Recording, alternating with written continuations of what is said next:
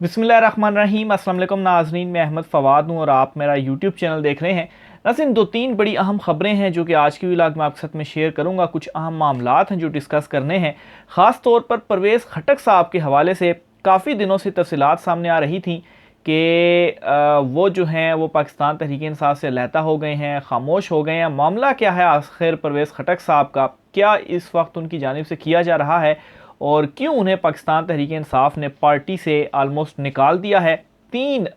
जो पाकिस्तान तहरीक इंसाफ के MNAs हैं या लीडर्स हैं KP से, उनके नए ग्रुप का सामने आना, उनकी अलहदगी का ऐलान करना, ये क्या खबरें इस वक्त चल रही हैं, इस पर भी कुछ तफसीलात हैं, वो भी आज की व्लॉग में आपके सामने रखूँगा। और दूसरे नंबर पर नाज़रीन, इस वक्त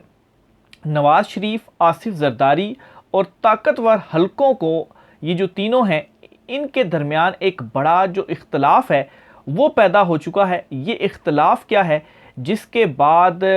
जो सियासी खेल या सियासी मंजरनामा है वो काफ़ी हद तक तब्दील होने जा रहा है। ये इख्तलाफ की कहानी क्या है, इस पर भी कुछ अहम तफसीलात हैं, वो भी आज के व्लॉग में आपके सामने रखूँगा। और आखिर में नाज़रीन, पाकिस्तान तहरीक इंसाफ को बिज़ी रखने के लिए कुछ इक़दामात किए गए थे, जिनमें आप कहें कि जो इमरान खान साहब के ऊपर 150 से ज़ायद मुकदमे दर्ज किए थे और असल मामले से तवज्जो हटाना बेसिकली भी एक मकसद था। ये क्या एक मामला था, किस असल मामले से पाकिस्तान तहरीक इंसाफ की तवज्जो हटाई गई, या पाकिस्तान तहरीक इंसाफ नहीं भी तो अवाम की नज़रों से कैसे उस मसले को ओझल किया गया, ये मसला क्या था, इस पर भी कुछ तफसीलात आज की व्लॉग में आपके सामने रखूँगा। सबसे पहले तो नाज़रीन, परवेज़ खटक वाले मामले के ऊपर मैं आता हूँ कि परवेज़ खटक का मामला क्या है। एक तो बात आप जहन में रखें कि परवेज़ खटक ने अभी तक खुद पाकिस्तान तहरीक इंसाफ से अलहदगी का ऐलान नहीं किया, और इसकी जो सबसे बड़ी रीज़न है वो ये है कि पंजाब तो छोड़ें, पंजाब में तो पाकिस्तान तहरीक इंसाफ इमरान खान साहब को एक बड़ी हिमायत हासिल है, लेकिन KP में सूरत हाल बिल्कुल ही मुख्तलिफ है कि वहाँ पर कोई भी PTI के ख़िलाफ़ जाने को तैयार इस वक्त नहीं हो रहा। ख़ास तौर पर अभी जो झंडा लगाओ मुहिम थी, इस झंडा लगाओ मुहिम में भी KP में जिस तरह से लोग निकले और उन्होंने झंडे लगाए, हत्ता कि जो इस वक्त एक खौफ या डर पैदा किया गया है कि कोई झंडा भी अगर PTI का उठाए तो उसको भी पकड़ लिया जाता है, जेल में डाल दिया जाता है। उसके बावजूद ये काम जो है वो KP में हुआ। तो यहाँ से आप अंडरस्टैंड कर लें कि KP के अंदर इस वक्त इमरान खान साहब को कितनी बड़ी जो हिमायत है वो हासिल है। तो एक तो डर ये है कि परवेज़ खटक खुलकर सामने नहीं आ रहे थे कि अगर वो आते हैं तो सियासी कैरियर उनका दांव के ऊपर लग जाएगा, लेकिन जाहिर सी बात है दूसरी तरफ दबाव भी है, तो उस दबाव को किस तरीके से वो झेलें। और फिर इसी तरह से जो अंदरूने खाने उनकी जानिब से कोशिशें की जाती रहीं कि चलें अगर एक बड़ा ग्रुप मेरे साथ मिल जाता है तो फिर अगर मैं अलहदा होता हूँ तो फिर भी कुछ ना कुछ मामलात बेहतरी की तरफ इनके लिए जा सकते हैं। इसमें 30 लोगों के हवाले से बताया जा रहा है कि ये राब्ते में थे और उनसे कह भी रहे थे कि आप मेरे साथ आएँ, लेकिन अभी तक की डिटेल के मुताबिक जो है वो ये जो लोग हैं वो परवेज़ खटक के साथ शामिल नहीं हुए, और इन्होंने भी यही उनको जवाब दिया कि ग्राउंड जो रियलिटीज़ हैं वो अगर हम PTI का टिकट नहीं लेते तो फिर उसके बाद जो ग्राउंड रियलिटीज़ है वो हमारे ख़िलाफ़ ही हैं। बहरहाल पाकिस्तान तहरीक इंसाफ ने फिर परवेज़ खटक को इसी मामले के ऊपर नोटिस भी दिया, उनसे जवाब भी मांगा, लेकिन इसके उलट में क्या हुआ कि परवेज़ खटक ने एक बयान दे दिया इमरान खान के ही ख़िलाफ़, और 9 मई से रिलेटेड असल में ये बयान था। तो ये खबर जो है वो पहले मैं आपके सामने रखता हूँ, फिर मज़ीद इसकी डिटेल की तरफ जो है वो मैं जाता हूँ। पाकिस्तान तहरीक इंसाफ ने साबिक मुंतखब अरकान असम्बली को पार्टी छोड़ने के लिए उकसाने और शोकास नोटिस का जवाब न देने पर मरकज़ी रहनुमा और साबिक वज़ीर आला खैबर पख्तूनख्वा परवेज़ खटक की बुनियादी रुकनीत ख़त्म करने और इन्हें पार्टी से निकालने का असूली फ़ैसला कर लिया है।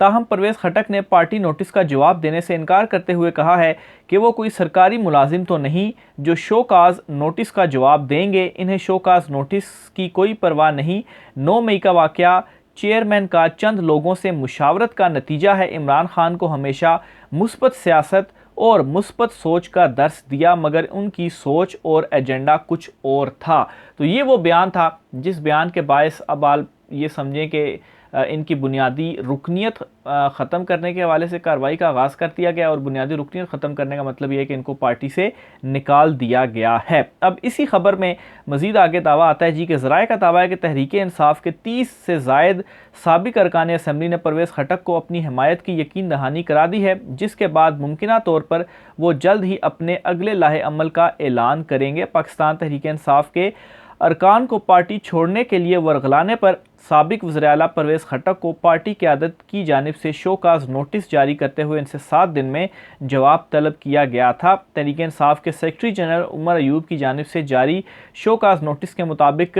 परवेज़ खटक तहरीक इंसाफ के अरकान को जमात से अलहदगी के लिए राब्ते कर रहे थे, और इन लोगों से भी उन्होंने राब्ते किए। अब ये जो खबर है, यहाँ तक तो बताया गया कि 30 लोगों ने उनको यकीन दहानी कराई कि हम आपके साथ हैं, लेकिन साथ ही ये रिजर्वेशंस भी हैं कि हम पीटीआई को नहीं छोड़ सकते। अगर पीटीआई को छोड़ देते हैं तो फिर उसके बाद जो ग्राउंड रियलिटीज़ हैं, तो हमारी जो सियासत है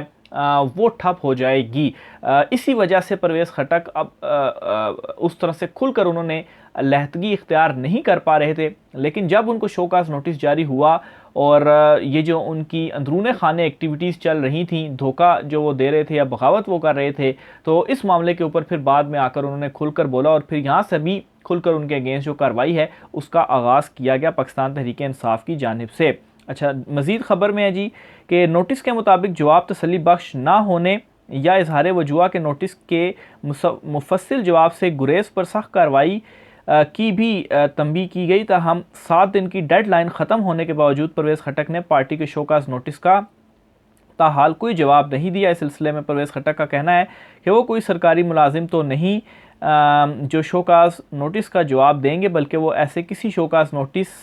को खातिर में नहीं लाते। उन्होंने कहा कि फ़ौजी और कौमी तनसीबात पर मुनज़्ज़म साजिश के तहत हमले हुए। कौम ने फ़ौजी तनसीबात पर हमलों को मुस्तरद किया है। पार्टी चेयरमैन को हमेशा मुस्बत सोच और मुस्बत सियासत का दर्स दिया, मगर इनकी सोच कुछ और ही थी। पार्टी के साबिक अरकान के साथ राब्ते जारी हैं। अच्छा, ये उसी तरह का बयान जिस तरह से असद उमर साहब की जानिब से दिया गया था, और फिर उसके बाद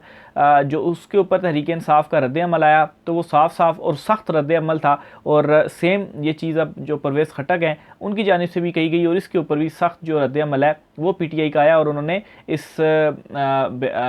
इल्ज़ाम के या बयान को या परवेज़ खटक साहब की जानिब से जो कहा गया है, इससे सरासर मुस्तरद जो है वो किया गया है। इसी तरह से दूसरी जानिब तहरीक इंसाफ ने शोकाज़ नोटिस का जवाब जमा न कराने पर साबिक वज़ीर-ए-आला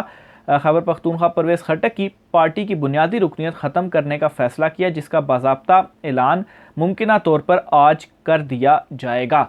तो परवेज़ खटक साहब जो है, इनका पाकिस्तान तहरीक इंसाफ से अब जो किस्सा है वो तमाम हो गया है। जहाँ तक बात है 29 लोगों की, तो ये ज़रूर बताया जा रहा है कि परवेज़ खटक साहब ये तो है ही है कि वो राब्ते में भी हैं और उनको कन्विंस करने की कोशिश कर रहे हैं, लेकिन परवेज़ खटक को इवन के अपने ख़ानदान के अंदर जो उनके साहबजादे वगैरह हैं,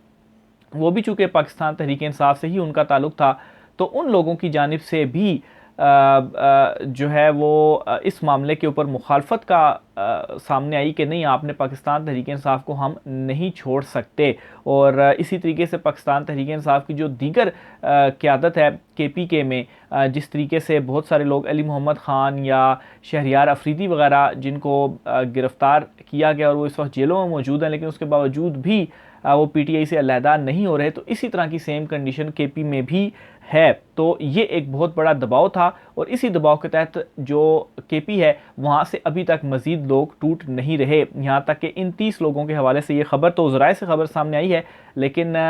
अभी तक जो मैं आपको इन्फॉर्मेशन दे रहा हूँ, रिजर्वेशंस यही हैं कि इवन के परवेज़ खटक ख़ुद ये कह चुके हैं कि अगर वो PTI से अलहदा होते हैं तो उनकी अपनी जो नौशहरा की सीट है वो निकालना भी उनके लिए मुश्किल हो जाएगा। तो ये उनकी जानिब से कहा गया है, और ये ओवरऑल जो कहानी है वो परवेज़ खटक साहब के हवाले से चल रही है। दूसरे नंबर पर नाज़रीन, इस वक्त नवाज़ शरीफ, आसिफ ज़रदारी, मौलाना फजल रहमान और अहम हल्के, ताकतवर हल्के जो हैं, इनके दरमियान एक इख्तलाफ डल चुका है। और वो इख्तलाफ क्या है? वो ये है कि नेक्स्ट हुकूमत जो आएगी इसमें वज़ीर-ए-आज़म अगर इनका होगा तो इनकी जानिब से कौन वज़ीर-ए-आज़म का उम्मीदवार होगा। अव्वल तो इलेक्शंस के मामले के ऊपर ही था कि इलेक्शंस कब करवाने हैं, तो उसमें तो आसिफ ज़रदारी ने यह पक्का कह दिया है कि नहीं भी, हम अक्टूबर-नवंबर से इलेक्शंस को आगे किसी सूरत में तो नहीं जाने दूंगा। नवाज़ शरीफ या नून लीग के अंदर ये डेडलॉक है कि आधे कहते हैं कि नहीं इलेक्शन वक्त के ऊपर होने चाहिए और आधे कहते हैं कि नहीं इलेक्शंस को मज़ीद डिले होना चाहिए।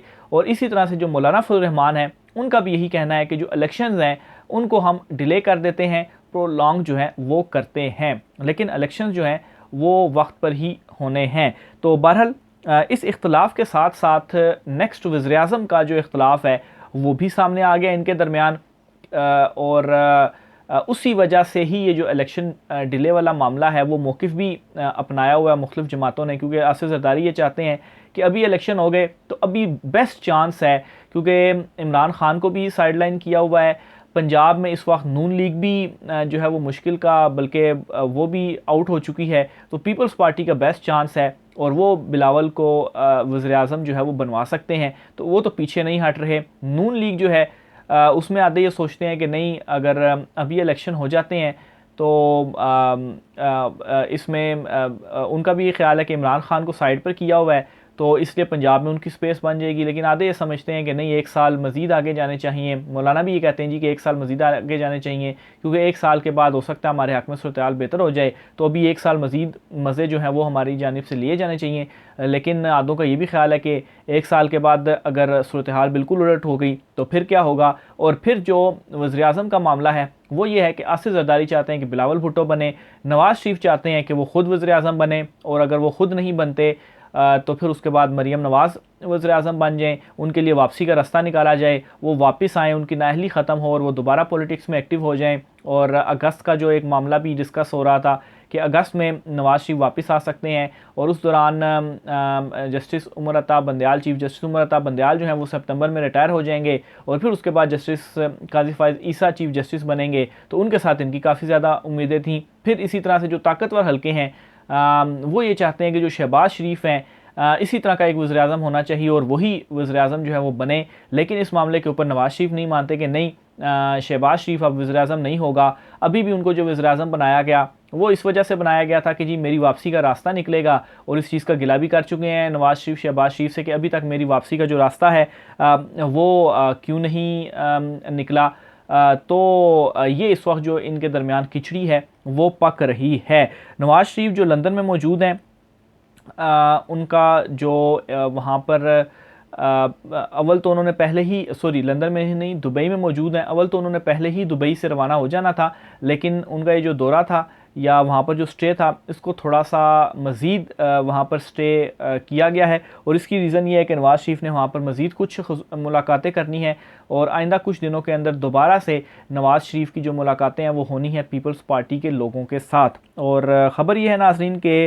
पाकिस्तान मुस्लिम लीग नून के कायद और साबिक़ वज़ीर-ए-आज़म नवाज़ शरीफ अगले चंद दिन में लंदन रवाना होंगे। इनकी पीर को 2 ख़ुसूसी मुलाकातें तय हैं, यानी कि आज पीर के दिन 2 ख़ुसूसी मुलाकातें इन्होंने करनी है। ज़राए का कहना है कि नवाज़ शरीफ का 4 जुलाई को लंदन वापसी का प्लान है। नवाज़ शरीफ की पीर को 2 ख़ुसूसी मुलाकातें तय हैं। मुलाकातों के बाद नवाज़ शरीफ लंदन जाएंगे। सऊदी अरब में उम्रा अदायगी का मामला भी ज़ेर गौर है। नवाज़ शरीफ की दोस्त ममालिक की क़यादत से बातचीत जारी है। मुल्क में सरमायाकारी से मुतल्लिक़ हौसला अफजा पेशरफ़ जारी है। ज़राए का कहना है कि नवाज़ शरीफ की जल्द वतन वापसी के लिए सलाह मशवरे भी जारी हैं। इलेक्शन के हतमी ऐलान के साथ ही नवाज़ शरीफ वतन वापस लौटेंगे। पाकिस्तान वापसी की हतमी तारीख़ों पर कानूनी मुशावरत जारी है, यानी कि इस वक्त अपनी कानूनी टीम के साथ भी मुशावरत कर रहे हैं कि किस वक्त मैंने जो वापसी है वो करनी है और किस किस तरीके से जो वापसी है वो मेरी हो सकती है। यानी कि नवाज़ शरीफ अपनी वापसी के चक्रों में है और ख़ुद वज़ीर-ए-आज़म बनने के चक्रों में है, और नहीं तो मरियम नवाज़ किसी तरीके से वज़ीर-ए-आज़म बन जाएँ।